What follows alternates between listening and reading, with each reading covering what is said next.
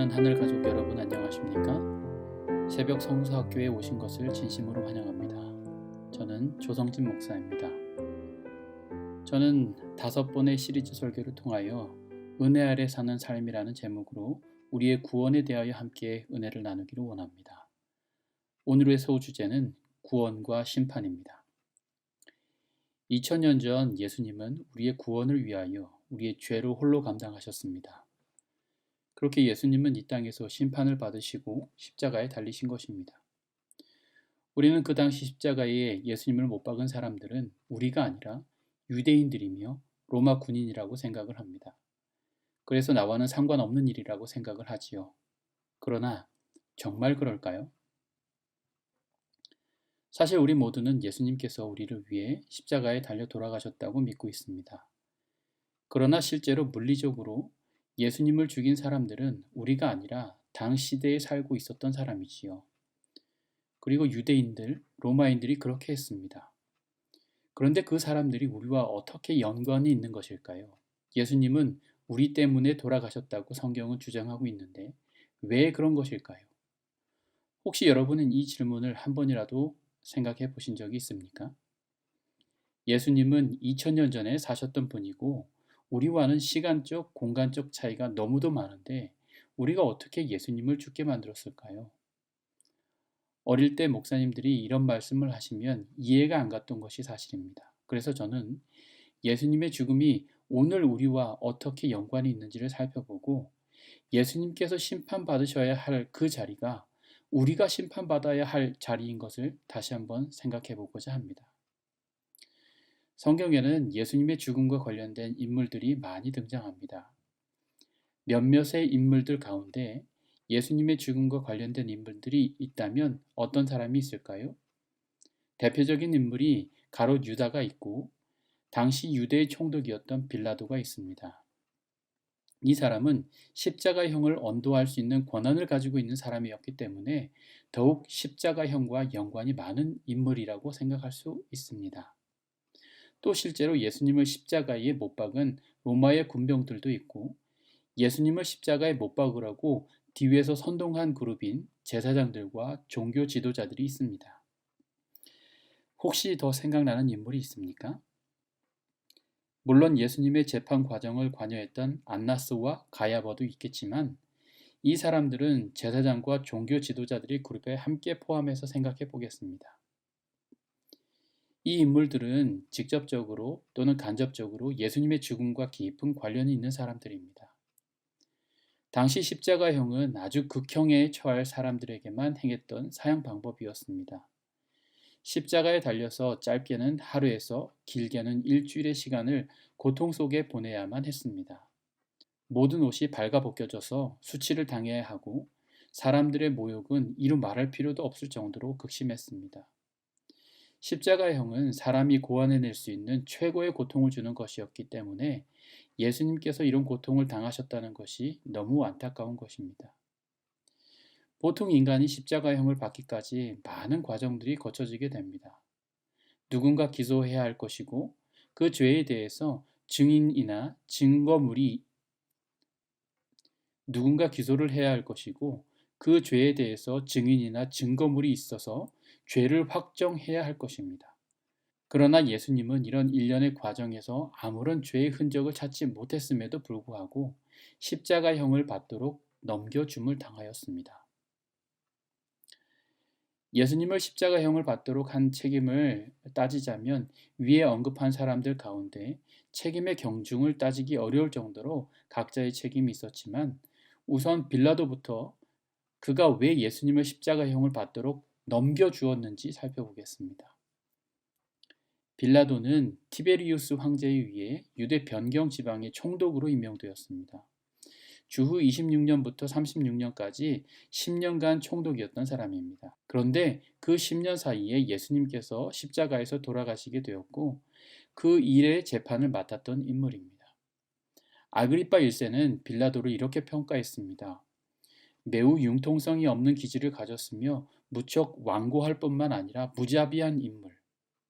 이런 평가를 받고 있는 빌라도는 자신이 지배하고 있는 유대인을 확실하게 자기의 지배하에 두기를 원했습니다.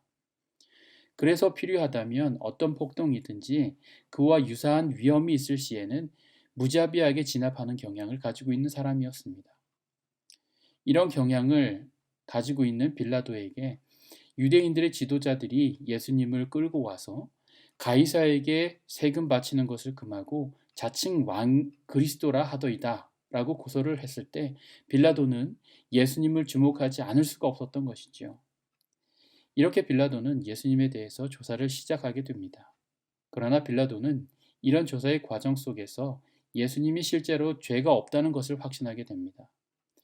그래서 백성들 앞에서 빌라도는 예수님의 무죄를 3번이나 공개적으로 밝히게 됩니다.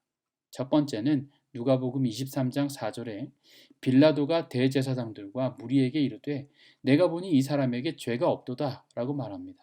이 사건은 공회가 이 사건을 빌라도에게 가지고 왔던 금요일 새벽에 있었던 일입니다. 이후에 예수님은 조사를 받기 위해 헤롯에게 가게 됩니다. 그리고 헤롯도 빌라도가 원하는 답을 주지 않고 다시 돌려보냅니다. 그리고 빌라도는 말하기를 너희가 이 사람이 백성을 미혹하는 자라 하여 내게 끌고 왔도다. 보라, 내가 너희 앞에 신문하였을 때 너희가 고발하는 일에 대하여 이 사람에게서 죄를 찾지 못하였고 헤롯이 또한 그렇게 하여 그를 우리에게 도로 보내었도다. 보라, 그가 행한 일에는 죽일 일이 없느니라. 누가복음 23장 14절 15절 말씀입니다. 이것은 이스라엘 앞에서 한 2번째 공표였습니다. 그러나 백성들은 누가복음 23장 21절에 저희는 소리질러 가로되 저를 십자가에 못 박게 하소서 라고 소리를 질렀고 그에 대해서도 빌라도는 누가복음 23장 22절에 빌라도가 3번째 말하되 이 사람이 무슨 악한 일을 하였느냐 나는 그 죽일 죄를 찾지 못하였나니 때려서 놓으리라 라고 예수님의 무지함을 주장하였습니다. 이런 개인적인 확신은 그의 아내가 그에게 보낸 메시지를 통해서도 확증되는 일이었습니다. 그러나 이런 개인적인 확신에도 불구하고 빌라도는 예수님의 무죄 판결을 확증하지 못하고 이 상황을 교묘하게 피하고자 하는 노력도 엿보였습니다. 첫 번째, 극렬하게 소리 지르는 사람들을 만족시키기 위하여 빌라도는 예수님을 채찍으로 때려서 놓아주겠다고 타협안을 제시한 것입니다. 두 번째, 또한 자신이 예수님을 재판하는 일을 피하기 위해서 예수님의 출신지인 갈릴리의 사법권을 가지고 있는 헤롯에게 판결을 넘기려고 했던 것입니다. 세 번째, 유월절의 죄수 하나를 사면해 주는 전례를 따라서 예수님을 놓아주려고 했다는 것입니다. 그러나 이러한 꼼수도 백성들을 만족시키지 못했습니다. 빌라도는 예수님을 놓아주기 위해서 꼼수를 써가면서 몇 번의 노력을 해보았지만 결국 백성들의 요구에 지고 말았습니다. 빌라도는 무자비한 사람이었지만 개인적으로 예수님의 무죄가 확실하다는 것을 알고 예수님의 무죄를 판결할 수도 있는 사람이었지만 그는 그렇게 하지 못했다는 것입니다. 결국 그의 넘겨줌으로 예수님이 십자가에 못 박혀 죽게 되었다는 것은 얼마나 끔찍한 일인지 모릅니다. 빌라도는 이렇게 여러 차례 백성들의 요구에도 버텨왔지만 그의 고집을 완전히 꺾어버린 말을 백성들이 했습니다. 요한복음 19장 12절입니다. 이러함으로 빌라도가 예수를 놓으려고 힘썼으나 유대인들이 소리질러 가로되 이 사람을 놓으면 가이사의 충신이 아니니이다. 무릇 자기를 왕이라 하는 자는 가이사를 반역한 것이니이다. 이 말이 빌라도의 결심에 마침표를 찍고 말았습니다. 이것은 명예와 야욕 사이에, 원칙과 편의 사이에서 어느 쪽을 선택하느냐의 기로였습니다.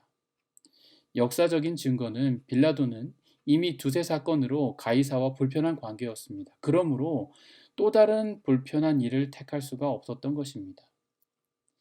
예수님은 죄가 없으셨습니다. 마땅히 공의에 의해서 예수님은 석방을 받으셔야만 했지만 그는 죽음의 자리에 예수님을 넘겨줌으로 십자가에 못 박았습니다. 빌라도는 결백과 공의를 옹호하기보다는 마가복음 15장 15절에서 말한 것처럼 무리에게 만족을 주고자 이 일을 행하였다고 했습니다. 이런 합리화의 목소리에 의해서 그의 양심의 소리는 죽고 말았습니다. 그리고 예수님을 죽이는 일에 깊이 관여하게 된 것입니다. 빌라도의 타협으로 자신의 자리를 보존하고자 하는 욕망을 보면서 우리는 때때로 그의 비열함과 비겁함을 욕하기도 합니다. 그러나 사실 이 빌라도를 가만히 살펴보면 결국 우리의 모습이 투영되는 것은 왜일까요?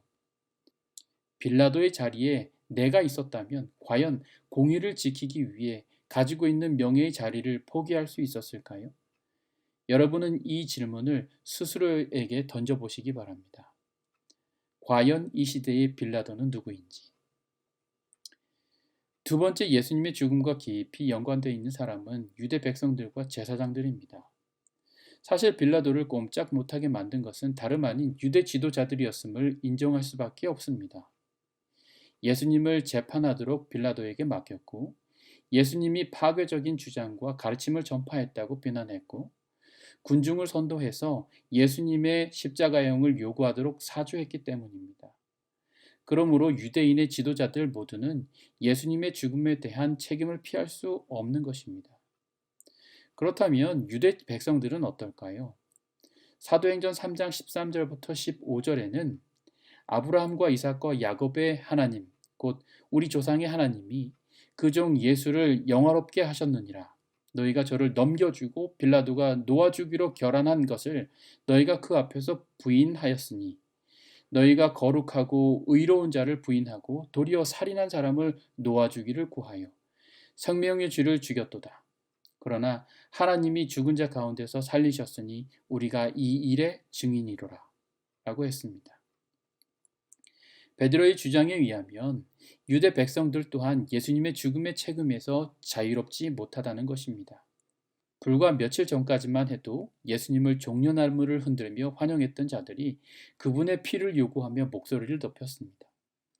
물론 이 일을 그들이 지도자들이 선동했다는 점에서 지도자들이 더욱 비난을 받을 만합니다. 그러나 유대 백성들 역시 이 책임에서 자유롭지 못하다는 것입니다.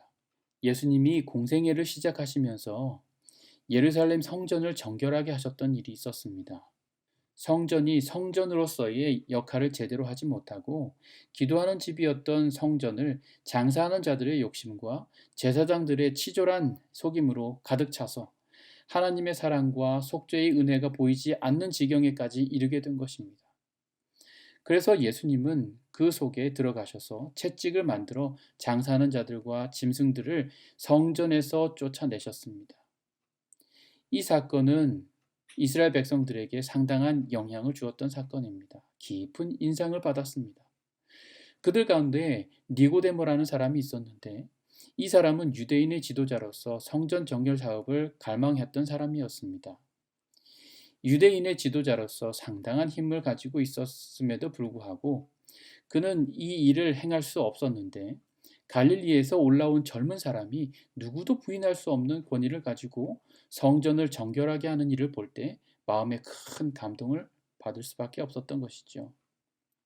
그런데 이 사건들이 힘없고 약했던 사람들에게는 상당히 바랬던 바이지만 기득권을 가지고 있었던 지도자들과 힘 있는 사람들은 상당히 불쾌한 일이었습니다. 그래서 그 시로부터 예수님을 죽이기로 마음 먹었다는 것을 확인하게 됩니다. 예수님의 행적은 대부분 당시 유대인들의 지도자들의 비행을 질책하는 일이었습니다. 그러나 유대인들이 볼 때 예수님은 이랬습니다. 예수님은 공생의 벽두부터 유대의 기존 체계를 뒤엎으셨습니다. 처음부터 그분은 규율을 지키지 않으셨습니다. 그분은 비록 랍비로 행세하셨지만 다른 랍비들처럼 기존 방식을 따르지 않으셨습니다. 예수님은 자격증도 없었고 그분의 권위를 인정해주는 정당한 근거도 없었습니다. 다음으로 그분은 도발적인 행동으로 논쟁을 야기시키셨고 문제가 있는 사람들과 가까이 지내셨으며 금식하신 것이 아니라 잔치에 참석하셨습니다. 안식일에 사람을 치료하셔서 안식일을 범하셨습니다. 유대인들의 유전을 무시하는 것으로 만족하지 않으시고 그분은 실제로 그것을 도매금으로 배격해 버리셨습니다. 전통을 성경보다 더 높이 둔다는 이유로 바리새인들을 비난하셨습니다. 예수님은 그들이 사람보다도 규칙에 더 주의를 기울이며 도덕적 순결보다도 결례의 의식에 더 주의를 기울이고 사랑보다도 율법에 더 중점을 둔다고 말씀하셨습니다. 소경을 인도하는 소경이라고 부르셨고 회칠한 무덤 같으니 더러운 것이 가득하도다 라고까지 묘사하셨습니다. 이런 비난은 유대인들이 결코 참아 넘길 수 없는 비난이었습니다. 뿐만 아니라 예수님은 그분 스스로를 안식일의 주인이며 그들의 듣기에 정말 독특하게도 하나님을 아버지라고 알고 있었고 심지어 하나님과 동등하다는 터무니없는 선언을 하셨습니다. 이것은 유대인들이 들을 때 완전히 신성모독적인 것이었습니다. 그러므로 그들은 예수님이 죽임을 당할 정치적, 신학적, 윤리적 이유가 충분히 있다고 생각한 것입니다. 그래서 그들이 예수님을 죽이기로 한 결정은 충분한 당위성이 있다는 생각을 한 것입니다. 자신들은 예수님이 무너뜨리려고 하는 체계를 지키고 있다는 생각을 하고 있는 것입니다. 그러나 성경은 유대인들이 왜 예수님을 십자가에 죽이려고 하는지에 대해서 다음과 같이 증언하고 있습니다. 마태복음 27장 18절에는 이는 저가 그들의 시기로 예수를 넘겨준 줄 알미러라. 이와 평행 구절인 마가복음 15장 10절은 이는 저가 대제사장들이 시기로 예수님을 넘겨준 줄 알미러라 라고 기록하면서 백성들과 대제사장들이 예수님을 왜 십자가에 못 박으려고 했는지를 증언하고 있는 것입니다.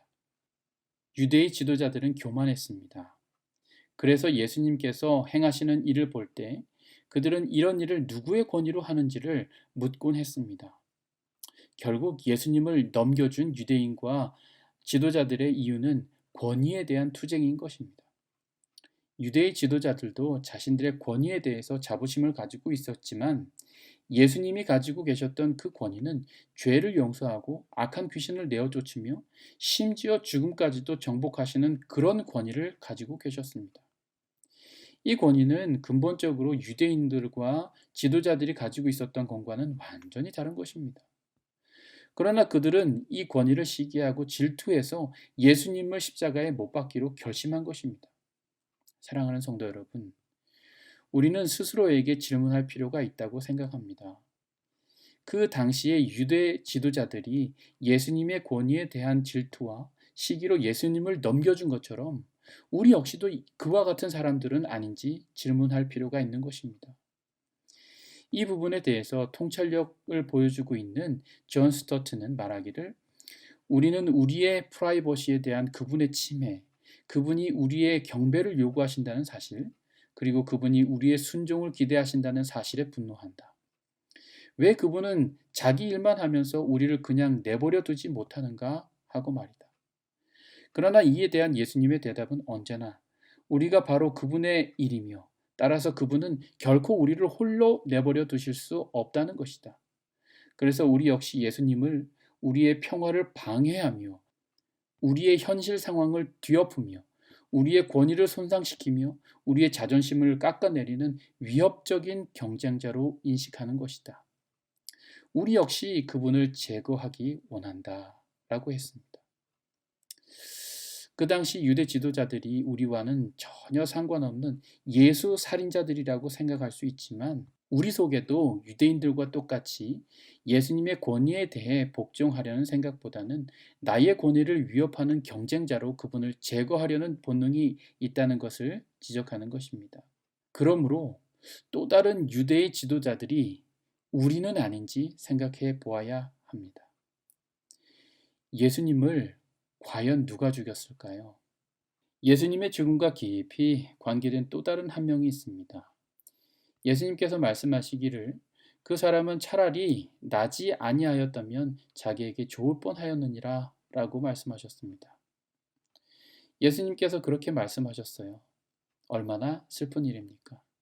배신이라는 단어가 그의 삶을 대표해주고 있는 유다에 대해서 사람들은 불쌍하다는 생각을 하기도 합니다. 왜냐하면 만약 예수님께서 십자가에 달려 돌아가셔야만 했다면 결국 누군가는 그를 팔아야만 했는데 왜 유다를 비난하는가? 그렇게 생각하는 사람들이 있기 때문입니다. 그러나 이것이 사실이라도 유다의 죄가 사면되는 것은 아닙니다. 왜냐하면 이미 이전 어느 때인가 음모를 세운 것이 분명하기 때문에 자신의 행동에 대한 책임이 있다는 것입니다. 그의 배신이 성경에 예언되어 있다 할지라도 그는 여전히 자유의지를 가지고 그 일을 결정했기 때문입니다. 그렇다면 그는 왜 예수님을 배반했을까요? 주석가들은 여러 가지 주석을 쏟아내고 있기는 하지만 가장 설득력이 있는 주장을 제자 요한의 책에서 발견하게 됩니다. 요한복음 12장 1절부터 7절 말씀에는 우리가 익히 잘 알고 있는 마리아의 향유 옥합 이야기가 나옵니다. 그런데 이 이야기 속에는 또 다른 주인공이 등장하는데 요한은 이 사람이 가롯 유다라고 말합니다. 유다는 예수님에게 값비싼 향유를 한순간에 소비해버린 마리아를 질책하는데 그 마음의 동기를 지적하기를 이렇게 말함은 가난한 자들을 생각함이 아니요 저는 도적이라 돈괴를 막고 거기 넣은 것을 훔쳐가미러라 라고 기록하고 있습니다. 돈에 대한 사랑이 그의 이성을 지배할 때 그의 삶은 배신으로 점철되어 버렸습니다. 인류의 빛 119페이지는 유다의 삶을 이렇게 기록하고 있습니다. 유다는 본성적으로 돈에 대한 강한 사랑을 간직하고 있었습니다. 그러나 그는 그처럼 악한 일을 하리만큼 그렇게 악하거나 타락해 있지는 않았습니다. 그는 악한 탐욕의 정신을 마음에 품은 나머지 마침내 그것이 자신의 생애의 지배적인 동기가 되어버리게 했습니다. 그리하여 그는 자기의 주인을 은 30, 곧 노예 한 사람의 값으로 팔아버리게 되었습니다. 그는 이제 겟세마네 동산에서 입맞춤으로 구주를 배신하게 되었습니다. 예수님께서 우리에게 삼가 모든 탐심을 물리치라고 말씀하신 것이나 바울이 돈에 대한 사랑을 일만하게 뿌리라고 선언한 것은 별까닭 없이 그렇게 말한 것이 아닙니다.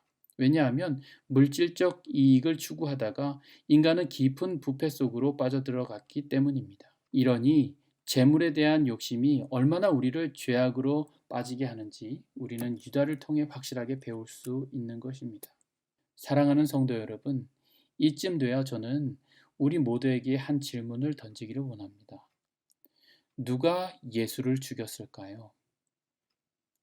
지금까지 살펴본 유다, 유대의 지도자들과 백성들, 빌라도, 이 사람들은 예수님의 죽음과 뗄 수 없는 깊은 관계가 있는 사람들입니다.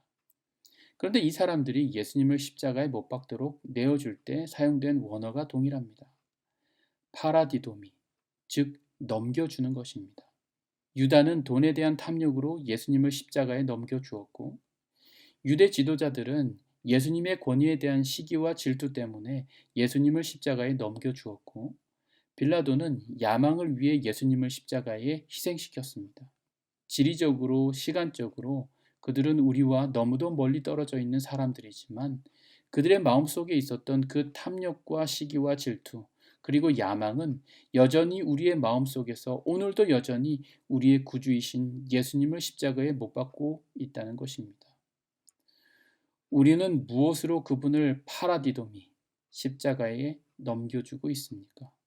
사랑하는 하늘가족 여러분, 하나님은 우리가 받아야 할 심판의 자리에 예수님을 두셨습니다. 그런데 우리는 예수님을 그 무서운 심판의 자리에 넘겨주고도 그분의 죽음과는 상관없는 것처럼 살고 있습니다. 흑인 연가 중에는 Were you there when they crucified my Lord? 라는 노래가 있습니다. 그들이 내 주님을 못 박을 때 너 거기 있었는가? 라는 말이겠지요. 우리는 이 질문에 어떻게 답하시겠습니까? 우리의 구원을 위해 우리가 받아야 할 심판을 그분은 스스로 감당하셨습니다.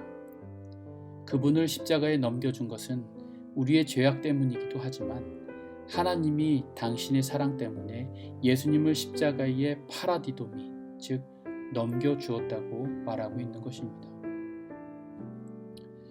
인간의 측면에서 보면 십자가는 우리의 죄 때문에 예수님을 십자가에 못 박은 것이지만 하나님 편에서는 하나님의 다음 없는 사랑 때문에 예수님을 십자가에 넘겨준 것입니다. 우리가 받아야 할 심판의 자리를 생각할 때 얼마나 두려운지 모릅니다. 그러나 심판의 자리를 예수님은 우리를 사랑하시는 그 사랑 때문에 그분 스스로 취하셨다는 것입니다. 이 사랑에 우리 모두 감사함으로 오늘을 살게 되기를 간절히 소망하며 말씀을 드리겠습니다.